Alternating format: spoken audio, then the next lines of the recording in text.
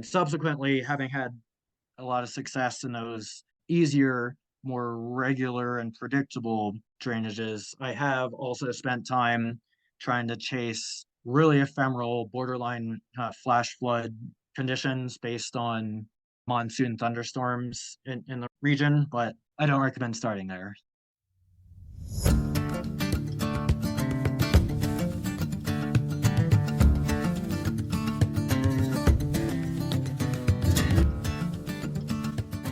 Hello, my name is Lizzie Scully, and I'm the co-owner of Four Corners Guides and the co-author of the Bike Raft Guide with Steve Fassbinder, aka Doom. We run a multi-sport adventure guide service based out of the very small town of Mancos, Colorado, home of Alpacka Raft, the Mancos Brewing Company, and many other incredible small businesses. We live about a half hour outside of town at Skullbinder Ranch, our 35-acre base camp on the border of Mesa Verde National Park, and the Ute Mountain Ute Tribal Park. Late last year, we started this podcast, A Beginner's Guide to Packrafting and Bike Rafting, to bring you another learning channel for these activities. In this podcast, we'll share helpful informational interviews with experienced athletes, guides, and others in the community, along with how-to episodes and storytelling. If you have any requests or questions, ping us at fourcornersguides@gmail.com or comment on our social platforms. Today, for our fourth episode, we're bringing you an interview with Jeff Kramer, a Swiftwater Safety Institute instructor and a boat tester and boat maker at Alpacka Raft. Jeff is one of America's top packrafters, having done numerous remote challenging expeditions on up to Class 5 whitewater in the mountains and elsewhere, along with other creative trips pairing boats and skis, among other things. We are stoked this year as Jeff is teaching a Level 4 Intermediate Advanced Paddling course for Four Corners Guides this spring, May 17th through 19th. That's 2024. In the first 15 minutes of this episode, we learn a bit about Jeff's previous life as an ocean canoe racer and a PhD student, his packrafting mentors, Dan Thurber and Mike Curiak, and his early adventures skiing, packrafting, and backpacking. And then we dive into Jeff's expeditioning, how he plans for them, how he chooses partners, and more. Please bear with us for the first 5 minutes of the podcast, as it's not entirely clear as we were still figuring out what worked best, earbuds or no earbuds. The audio is clear for 95% of the interview. We hope you enjoy this interview and have a wonderful day. So who are you and where do you live? I'm Jeff Kramer, and I live in Mancos, Colorado, the bottom left corner of Colorado near Mesa Verde. Great home river over in Durango, the Ananas River. I identify as a pack rafter. That's for the past 10 years or so. That's for better or worse, pretty much been my full identity. I work part-time with Swiftwater Safety Institute, SSI, as a Swiftwater rescue and pack raft paddling skills instructor. And I spend most of my time working at Alpacka Raft, which is based in the town where I live, Mancos, Colorado, mostly in manufacturing of pack rafts, but additionally in pack raft testing and design. When did you get into starting to test for Alpacka? Was it before you started working there? Yeah, I've been working formally at Alpacka Raft for about 2.5 years. But starting about 5 years ago, I started to do some testing work for them, basically coinciding with initial work into the Valkyrie, which is the high-end whitewater performance pack raft that has been out for a couple of years now and is continued to develop. Well, let's go back to the beginning. I'm kind of curious about your background, like where were you born and like what was your schooling and how did you end up in Colorado and that sort of thing? Maybe just like a little brief synopsis of your early life. Sure.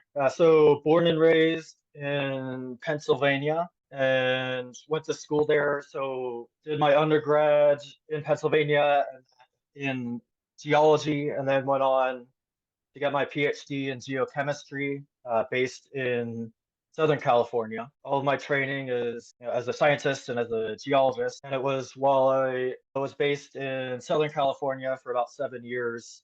At that point, I had no introduction to river sports, but while I was based on the coast of Southern California, I joined a ocean canoe paddling team. I paddled pretty seriously for about 2 years, and that created some of my background in terms of paddle skills. Can you tell me a little bit more about what ocean canoe paddling entails, and you would competed in that? Yeah, so in mainly focused in the Pacific, so a lot of the Pacific islands, New Zealand, Australia, and then also the west coast of the US all have very active ocean canoe or outrigger canoe racing scenes. So there are races, they'll have dozens of 4 or 6 man outrigger canoes. So you operate the league I was in raced 6 man canoes. So they're 44-foot long 6 man canoes. Paddling most of the races and training are out in open ocean, so swell and waves and wind.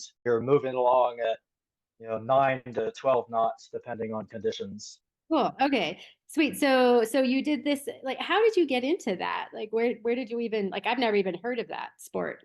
I had not heard of it either, but I had a coworker who was on a team in the city. I was based in Santa Barbara and went down just to check it out one Sunday afternoon and was hooked. Wow, that's so funny. What was it like to be on the ocean? I mean, was it, I guess I'm afraid of the ocean, so I like, what did you paddle through big swells, or like what was it like? Yeah, just kind of randomly fell into that sport, but generally I love the ocean. Much of my family has a sailing background, so I grew up on the ocean and the coast. As far as what it's like being out in a race canoe, it can get pretty crazy in some circumstances because you're moving really fast through swell and waves, and these boats, even though they're really long, the 6 man boats, they're still only just as wide as your hips. And you have an outrigger that's set maybe 5 or 6 feet out to one side. But occasionally your team will flip and you'll have to figure out how to right it and bail it. And then the kind of pinnacle of the sport, as far as I'm concerned, for outrigger canoe racing are these long haul open ocean races called change races, where you have a 6 man canoe and you have a team of 9 paddlers. And these races might be 30 or 40 or 60 miles, often from between islands or from mainland to an island. And right, so you're doing the math, you have more paddlers than your boat can fit. So you have a support motorboat, and every hour or so your support boat will race out a quarter mile in front of your race canoe and drop 1 or 2 or 3 paddlers into the water. Oh, So from the perspective of someone changing out, you jump off your support boat and then you're just bobbing up and down, sometimes in 3 or 6 or 8 foot swell, and this boat is coming at you that's just as wide as your hips, coming at you at 10 or 12 knots, and you have to grab onto the right side of the boat with your hands just at the right position and moment, and you pull yourself up in to your assigned seat right as the person you're replacing rolls off of the other side. So it's really exciting and really intimidating to learn. wow. Yeah.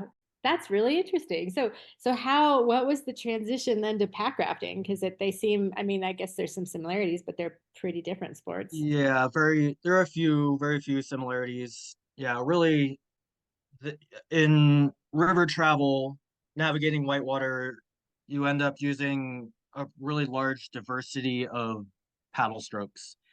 And in ocean canoeing, you use very few. So we really honed in and fine-tuned our forward or power stroke. And then in these 6 man canoes, we often rotate positions, and the person in the stern is the steersman. So the steersman, in addition to developing their power stroke, also uses draw strokes quite a bit. But beyond the development of those 2 strokes, which are important, there's really not much overlap in terms of skill development. Well, tell me between about your transition, because it's how did you discover pack rafting? Who introduced you to it? Right, so I briefly but seriously dabbled in ocean canoeing back in 2013, 2014, and then didn't really have any other involvement in paddle sports or river travel at all until I went on a month-long trip in the spring to Alaska in, I think it was 2014. And as it turned out, the friend I was visiting there in Anchorage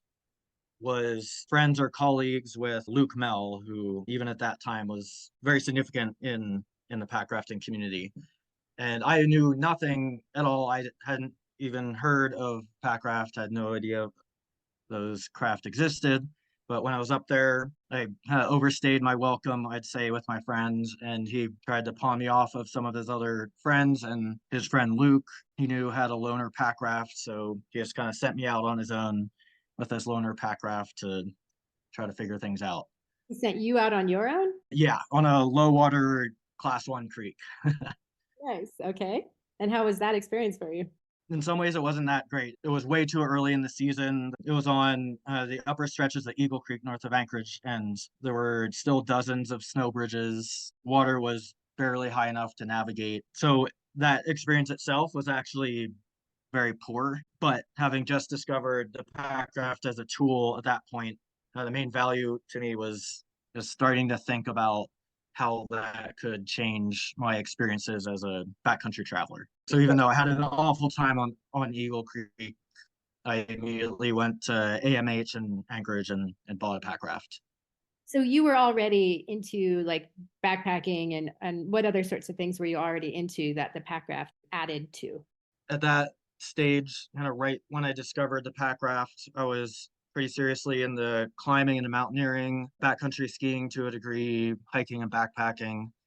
And actually, I was kind of fortuitous that I discovered the pack raft at that point because I was, spending as much time as I could doing multi-day hikes or approaches in and out to do backcountry climbing in the Sierra Nevada and other places. But I was also developing what turned out to be a long-term foot injury. Was limited by my ability to walk long distances or over multiple days. And for that reason, pack rafts were one reason I was initially attracted to them. Wasn't to, I didn't have a single thought about whitewater travel, but simply as a tool to allow me to walk less because of my foot injury. So then what was the progression from you starting in that manner to being the whitewater boater you are now? Right. So I started out, I bought my pack raft somewhat on a whim, came back to the Western US where I've been based since. And so my initial forays mostly involved using pack rafts merely as a travel tool in the backcountry, mostly in the Grand Canyon for access or exits for canyoneering routes. But like a lot of people who discover the pack raft in similar way to I did, I pretty quickly got bit by the bug in river travel. I kind of oriented myself to enjoying river travel and navigating rapids as a kind of the primary focus rather than merely using pack rafts as a approach tool or travel tool. I'm curious how long that process took. Like how long did it take before you got obsessed with whitewater? I would say that I progressed in terms of whitewater development and paddling skills, and I'll also admit safety and rescue knowledge and training. I would say I floundered for 3 or 4 years, mostly traveling down, easy stretches in between rapids on the Grand Canyon or in very low flow, small desert creeks. We have a lot of those in the Colorado Plateau in this area. And really slow progression in those realms. I'd say really until I stumbled upon a set of two mentors, one of which who was pretty seriously involved in pack rafting, and one of which who was a longtime kayaker and whitewater paddling instructor, but who knew nothing about pack rafting. Tell me about your mentors. Right. So first one, the longtime pack rafter, Mike Curiak, spent a lot of time, mainly best known in the biking world, kind of after he ended his racing and expedition biking career. He developed himself as a whitewater pack rafter, similar have in some ways similar pathway to me, in that he developed his skills and experience almost purely in packraft without any training or background in whitewater kayaking. So Mike and I had a shared offset but shared development trajectory, I would say. And then the other mentor who wasn't a pack rafter, his name is Dan, also an instructor with Swiftwater Safety Institute, Dan Thurber. Yes. Yeah, kind of looking back at that period of time, about 8 years ago when we met each other, I still don't fully understand what he saw in me at the time. He was at that point, a highly skilled instructor and boater, longtime class 5 kayaker, and for whatever reasons decided to start hanging out with me. Really, I'd say, poorly skilled and poorly experienced and poorly trained river traveler at that point in time. But he got something out of it too. He had no real background or knowledge of pack rafts as a river travel tool, and to his credit, pretty immediately saw the value of that tool in really changing for him in a serious way the trajectory and focus of his outdoor experiences and river travel. And would you say that would be more along the lines of expedition travel, like getting farther back in the backcountry to do more difficult rivers in more remote places? With Dan? Yes. Yeah, so Dan and I kind of developed in different ways than each other, but together, I guess with the shared goal of pushing our personal limits with both expedition skills and development of ourselves as skilled whitewater paddlers in pack rafts. Yeah, I guess with the shared goal of going on fun and limit pushing for us expeditions. Can you tell me about one of the first expeditions that the two of you did together and how it went? Just curious, like the more remote ones that you did. I think the expedition that Dan Thurber and I pulled off together that I think really set the tone for both of us was a local adventure on the Animas River system and one of the adjacent river systems.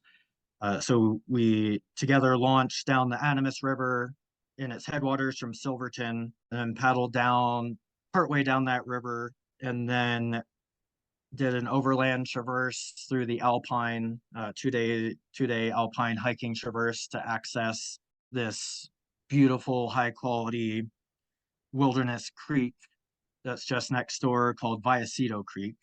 Mm-hmm. And then on that second water course, Vallecito Creek, spent a day and a half in a somewhat exploratory way, descending the headwaters of that all the way down to, but not including, the classic class 5 gorge at the very end of it. How come you didn't do that one? Just curious. In order for the headwaters section of Vallecito Creek to have enough water, which it barely did, the class 5 gorge was at the upper end or high flow end for class 5 kayakers, and even the best pack rafter at this moment would have no business going through that gorge at that flow. I'm curious, have you since done it in one of the newer, more technically advanced pack rafts at higher water? Yeah, so I mentioned I've been involved for 2 or 3 years with Alpacka Raft, first as a tester and then as an employee in testing and development of the Valkyrie, the most advanced whitewater pack raft. And yeah, so last spring, a friend and I took Valkyries down through Vallecito Creek, classic class 5 gorge section at, let's say, medium flows by hardshell standards. And Vallecito Creek being in my backyard, I've spent probably 8 or 10 years now staring at it and peering down into the gorge from the rim and wondering what it would be like. Initially thinking I would never have any business going through there. And yeah, it's really rewarding to go through gradual progression, gain enough experience and knowledge and partnership development to be able to descend something like that safely and successfully. That's really cool. Congratulations. I'm kind of curious because most of the instructors I talk with say that people in general, pack rafters, if they want to become really good pack rafters, then they should kayak. But that wasn't your kayak to learn more skills, but that was not your path. So what do you think people need to do? Because I know of people, we've had some students who would like to be where you are. And some of them are doing or are kayaking to learn more skills, but others are not. Just curious your perspective on that and advice to people who maybe aren't interested in kayaking. Yeah, that's a great question, great discussion. And it is mostly true. I do own a playboat, but I've spent very little time in a hard shell. I've gone, aside from learning to roll, which is way easier to learn in a hard shell. Well, I've spent basically no time in a hard shell, and I don't recommend that.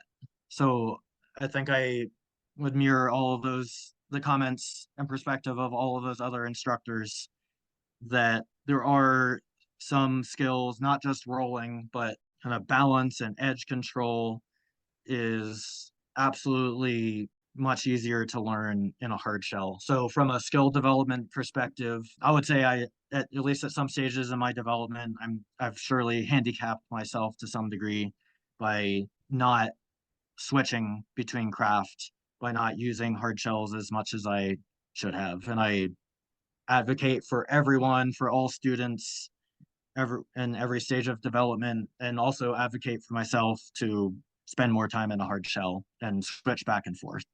If they want to get to your level or even approach your level. I mean, for people like If I've exactly, if one of your goals is to develop yourself and your skills as a paddler, which doesn't have to be the goal for everyone. Do you think though, I guess, I'm speaking for myself. I've done a couple class fours, but mostly I'm just a class three boater and I'm pretty happy being a class three boater and doing class three plus sometimes, occasionally a class four. But I don't necessarily I have no aspirations because I'm older and I don't feel like I think it might be fun and maybe I'll do it at some point, but I don't feel like I need to kayak because I just feel like I can get good enough at class three. What do you think? Yeah, I get, well, for you personally, if I mean if you're already at the, if you feel like you already have the skill set that you aspire to attain, then yeah, then there's not necessarily any value in spending time in a hard shell. In fact, it might end up purely being a penalty for you because, swimming out of a kayak and rescuing yourself from a swim is a huge penalty. It's a huge pain. And, that's one of the attractions of pack rafts, is that the penalty for flipping and swimming is so much lower than it is for a hard shell. Yeah. So actually kind of flip side, if there are people who start out their paddling skills and whitewater development in hard shells until the point where they have a bomb-proof roll, I really see value in, not just in pack rafters dabbling in hard shelling, but the other way around, hard shellers spending time in pack rafts, because they're so much more forgiving if you're spending time in rapids or scenarios where you're going to be flipping frequently. I really appreciate that. I hadn't thought about it in those terms. I had kayaked years ago and I swam a lot and it was so scary for me. I never could get my roll in rapids because I was just so afraid all the time. So that's a really interesting perspective and I appreciate it because it puts things into perspective for me. So thank you. Yeah, and I guess I don't know how widely held that perspective is or not for people who start out in hard chillers. My suspicion is that it's, well, I mean, in some ways, hard chillers, look down on packraft as a inferior craft and kind of look down on the idea of spending time and or developing themselves in packrafts. But yeah, I do think there's more value in that trajectory than a lot of people give credit to. Yeah, and I think the older people get and the more difficult it is to carry things and the more back problems they have. Like I think when you're young, it's pretty easy to look down on things like pack rafting, but then when you get older and you can't carry your boat anymore for whatever reason, your knees or your back or whatever, then the pack raft is like it's like an electric, not exactly, but there's slightly like an electric bike, and that it enables you to get out and do things that you really love to do that you might not otherwise be able to do. And I'm just thinking of that from like an older person's perspective. Like me personally, I would not be able to carry a kayak at this point because my back is so messed up, but I can carry a pack raft and it's really cool. And it really enables me do a lot of stuff that, yeah, I just see a lot of terrain I otherwise would not see.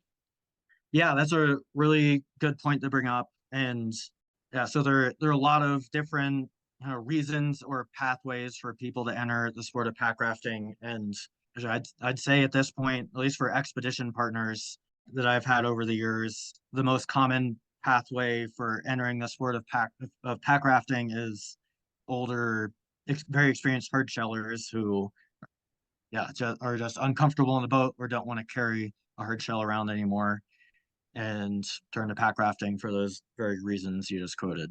It's kind of a second wind for, there are some people I've met who, are in their 50s or 60s and view themselves at being at the end of or past their whitewater career, and discovering the pack raft really gives entirely new life to their adventuring career. Yeah, I feel that way. Although I wasn't really a paddler before, I guess I started when I was in my mid to late mid 40s. But I never even imagined paddling at all, really. Certainly not in a kayak. I had some experience over for a few years in a kayak, and I just was petrified all the time. So it just like opened up this whole new world for me, and a world that I get to share with Steve, which makes life a lot more fun. Hey, so I want to switch over to expeditions. What are some of your biggest considerations when you choose an adventure, like as far as where you go? Like how do you choose your adventures? Okay, so unpacking a little bit the world of expedition planning or packraft expeditions, there's an infinite number of things that we could go through. So how do I choose an expedition? Yeah, so I guess there are a couple different things we could talk about. Yeah, so the expedition choice or research phase. What do I do? So it can be a really big challenge to figure out where to discover backcountry wilderness or river objectives. So I use a pretty large number of sources. At some points I actually end up using or cruising through social media quite a bit to look for ideas, just kind of as a background activity, and a lot of people do this. I join different packraft focused Facebook groups. So my other social media like Instagram is curated towards pack rafting, and I'm always on the lookout for cool looking photos or places or even individual rapids or stories on those social media to look for new places. Okay, so what are the steps that you take, like once you figure out the spot that you want to go on? I have a big library of printed river guidebooks. I use American Whitewater's online resources. I consult friends. I sort through social media. I eventually, settle on a particular river or objective for an expedition. So at that point, I will, head down a couple different pathways to get a sense of when and under what conditions I should look at heading to that particular river. Yeah, so usually the first thing I'll do is, so often for an expedition, the limiting factor or the window you need to target is, a certain flow level or range of flows on a certain river, which hopefully has a gauge on it. So the first step will be to do research, either from talking to people with local knowledge or reading online or printed guidebooks to figure out what an appropriate flow is, given the nature of the rapids on that particular river, given your paddling experience and paddling skills as an individual and as a team. So first step, figuring out what flow range is appropriate.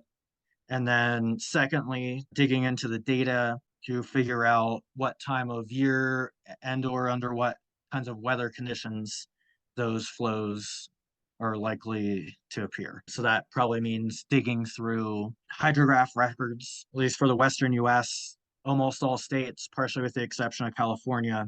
There's a network of river gauges operated by the USGS that many of which have decades of record. So I spend a lot of time, digging back through, figuring out, okay, so say we're right now, it's springtime in the year 2024. So if I was thinking about doing, a river in the Sierra Nevada sometime this year, I'd first see if there are any USGS or other river gauges operating on that river. And then I would identify what range of flows is appropriate for me as a paddler and for my team as a team of paddlers, and dig through years or even decades and it takes a lot of time and it's not very glorious work, but it's worth the investment if it means the difference between having a successful and safe expedition versus being skunked by low flows or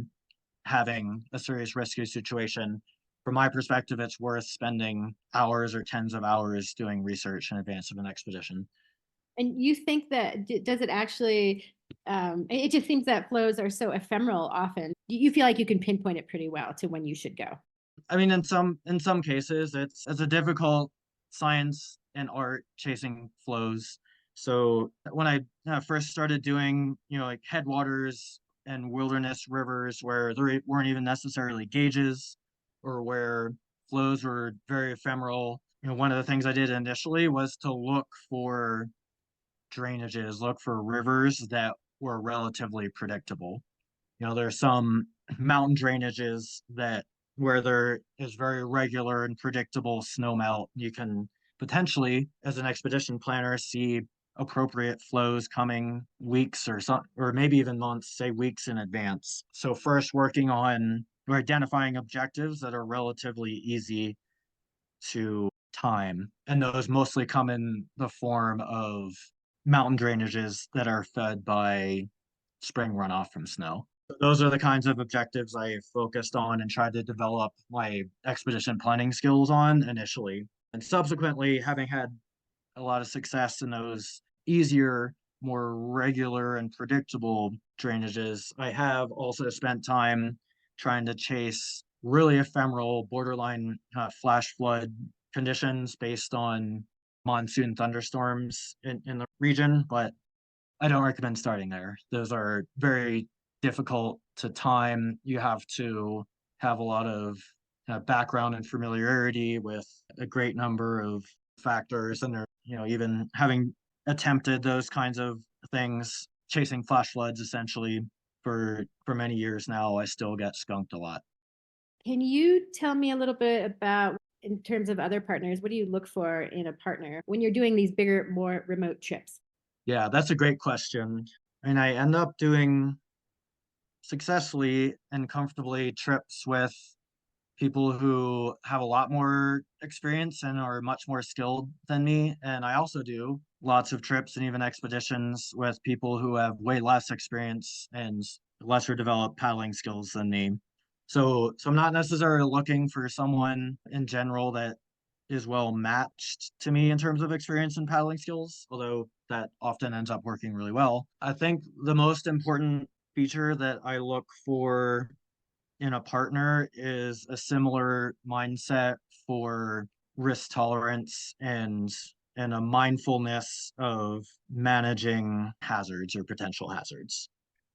Yeah, so say if I'm if I'm a class 5 paddler, I often choose to go out on serious expeditions with people who are class 3 or even class 2 paddlers. You go out with the mindset or discuss in advance, what happens if I might take a class 3 paddler out on a river that has class 4 rapid, and we'll just, out in that remote backcountry situation, we'll just have the advanced plan of we'll map out in advance where there are serious hazards or rapids that are inappropriate for one or more members of the team, and we'll know in advance where those are and we'll just walk around them. So maybe reframing that a little bit, the most valuable partner for me is a person who is comfortable with their own limits and has the ability to communicate what those limits are and the ability to make the decision to not put themselves and the team at risk. Can you tell me, I'm going to switch gears a little. Curious, do you do like packing lists and like weighing your food or any of that kind of stuff? I do end up making packing lists and I do research to figure out what balance of the highest performance and lightest particular piece of equipment is. I do end up spending quite a bit of time doing that. I would say, at least over the past couple of years, the main thing driving me to do that is I've started to focus quite a bit on combination ski touring and pack rafting expeditions. And some of those expeditions are, 10 or 12 or 14 days. And to carry overnight or winter camping gear plus glacier travel gear plus ski touring gear and repair kits and then a full whitewater kit Oof. is it's a little bit of a paradox because I'm carrying around 60 or 80 or 90 pounds of the highest quality ultralight gear there is. But for those kinds of ski plus packraft trips I've been doing, it's become so important to cut every ounce that I have ended up really nerding out in the details of gear to be able to, even do those trips at all. I also have a lot of respect for people who avoid being white weenies and just get functional pieces of equipment and go out. I kind of admire their ability to ignore the nerding out and gear orientation that I have. Actually, one thing I would like to say about gear choices, for expeditions in particular, is less on specific pieces of gear, but more so the mindset that me or my expedition team will take for gear selection. So for a packraft expedition, we'll have identified an objective, a particular river. We'll dive into the data, do research, figure out what time of year we're going to do it. And then we will make efforts to include all of the gear we need to safely execute the expedition. And at the same time, and this is a huge temptation for packrafters since we carry everything everywhere, eliminate as much extraneous gear and weight as we can. So at that stage of expedition planning, along with my expedition partners, I will, carefully evaluate all of my gear choices from a risk consequence perspective. So say I'm thinking about my paddling helmet. I might be skiing in 50 miles or hiking in 50 miles to run this river that is well within my skill threshold, and say it's a class 2 river way in the backcountry. I might be faced with the decision of bringing my full proper rated whitewater helmet versus a bike helmet. From a pure safety perspective, in the kayak community, that's not even a gear discussion that they ever have. They always go for the very best and safest option. You don't see kayakers out there, or at least you shouldn't, paddling in bike helmets. But that is a legitimate type of discussion to have as a pack rafter, because carrying extra gear or extraneous gear and weight can be a serious penalty. But I don't discard safety gear or other equipment willy-nilly. So for each piece of equipment, it might be a PFD type, might be my pack raft choice or paddle choice, or my decision to take 0 or 1 or 2 spare paddles, or choosing my helmet type. I will carefully evaluate what the chances are or risk of having an injury or other rescue situation or disaster based on that equipment downgrade. Yeah, so what's the chance of that happening, and then what is the consequence of that happening if it does? Only with that kind of discussion or perspective will I choose to potentially eliminate or downgrade a piece of equipment that I might always take on a roadside run. So I'm curious, because would you say that this process that you've come to, it's maybe it's more automatic now, but you spent years sort of honing it to get to the point where you are now, where I mean, clearly you still think very carefully about each piece of gear, but would you say that it's a little bit more natural now in like what you choose and what you don't choose? Yeah, it's taken a lot of time. I mean, in order to be able to assess, what are the chances of breaking a paddle on a particular run for a particular person for a particular paddle type, only something that you can be informed about based on experience. Yeah, so absolutely developing that perspective of, equipment choices based on experiences, but also initially approaching it from a safer standpoint is something that develops naturally. Would you say, because we confront this a lot with beginners, or even not beginners, just people come to us wanting to learn more, but they have their set ways with their gear, and it's very, very hard for them to part with certain things that could be a detriment to the group expedition, for example, when we do expedition courses. What would you say would be helpful for these folks to learn, not to pack their fears, to learn like what they really do need and what they don't need? I mean, clearly experience is one thing, but what are some tools that could potentially help people? Yeah, that's a great question. I would say I don't think making lists works well for everyone. I have a lot of very seasoned, expedition partners that really seem to reject or ignore that when I pushed it on them. But it does work really well for some people. I'm one of those people. So maybe at least experimenting that with, list creation, and at least with the idea of creating it so that you can use it as a guide for the next, or subsequent expeditions, and also more so using it to share with your expedition or paddling partners, to ask for their perspective, especially, even create a list and send it to someone who's not necessarily going on the trip with you, but who you view as being more experienced, or someone that's in a mentorship role for you, and asking their perspective. Yeah, so list creation can be really useful. This has been a really, really good interview. I'm super interested in like everything you have to say, and I'm really excited to edit this and put it out there because I think a lot of people actually are going to benefit from this. But I do have two questions that my friend Pat Doe had specifically for you. Okay. He wants to know the highest waterfall you've run in a pack raft, and was it fun?